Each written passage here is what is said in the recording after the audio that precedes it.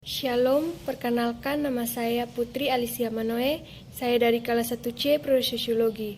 Di sini saya akan membahas tugas ke-9 saya dari mata kuliah pengantar ilmu politik. Di sini saya akan menjelaskan sedikit mengenai buku yang berjudul Demokrasi Deliberatif di Asia. Yang pertama di sini mengatur pemandangan dan tujuan buku. Selama 2 dekade terakhir, berbagai pertemuan konsultatif dan deliberatif telah diperkenalkan di Asia. Dari penghidupan kembali musyawarah desa, adat erasi, dengan pengenalan model-model barat dari deliberatif polling, publik partisipasi perkembangan.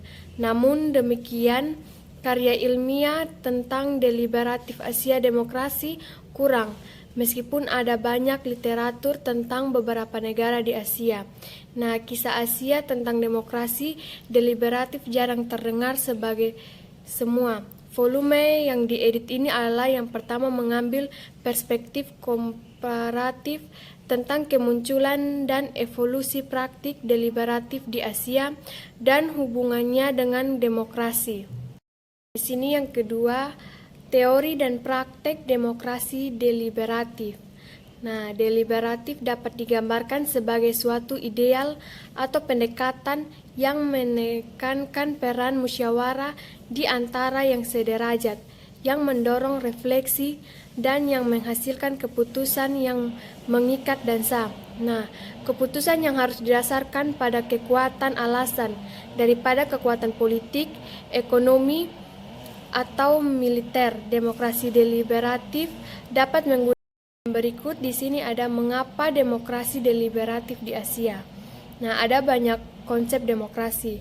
Pandangan yang paling umum dipegang sama dengan demokrasi dengan pemilihan umum atau bebas dan adil dan kekuasaan mayoritas, misalnya Dalt pada tahun 1986, yang merupakan dasar dari sebagian besar ukuran demokrasi kontemporer, misalnya Marshall, Gur and Jenger pada tahun 2019 mengikuti konseptualisasi demokrasi. Kami telah mengamati pandangan demokrasi di Timur Laut Asia, yaitu Korea Selatan dan Taiwan, Jepang, dan Mongolia. Tetapi demokrasi bermasalah di banyak negara bagian dari Asia Selatan dan Tenggara. Di sini juga saya akan menjelaskan tradisi deliberatif di Asia. Nah, perundingan elit dan publik telah menjadi bagian dari masyarakat politik di seluruh dunia selama berabad-abad, tampaknya terlepas dari budaya. Nah, di sini berpendapat bahwa musyawarah tentang penggunaan kekuasaan adalah fitur dasar dari sistem Politekem, namun mereka mencatat 2 pandangan bersaing utama tentang dampak budaya dan musyawarah.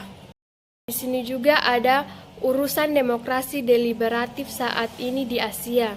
Cina, India, dan Indonesia semuanya telah menyaksikan pembangunan desa yang tidak merata, demokrasi deliberatif dengan beberapa keberhasilan dan kekurangan.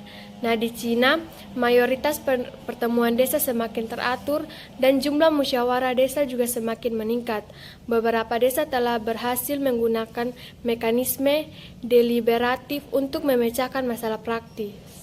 Di India, panchayat sebagai lembaga pemerintahan sendiri telah mengamati perwakilan sensasi bagi perempuan dan kelompok terpinggiran. Nah, di sini juga saya akan membahas mengenai pelajaran dari masa lalu dan masa depan deliberatif demokrasi di Asia. Untuk mengembangkan dan memperdalam demokrasi deliberatif di Asia, kita perlu mengambil pelajaran dari eksperimen demokrasi deliberatif masa lalu, sehingga buku tersebut dapat membantu meningkatkan kecepatan di mana pengetahuan baru tentang inovasi deliberatif disebarluaskan dan mobilisasi di seluruh Asia.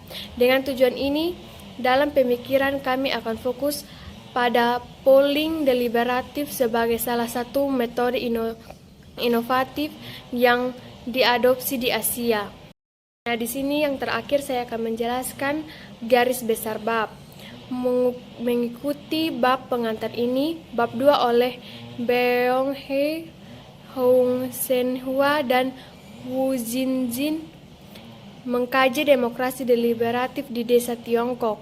Demokrasi desa di Cina telah berkembang dari pemilihan desa ke musyawarah desa menggunakan hasil survei.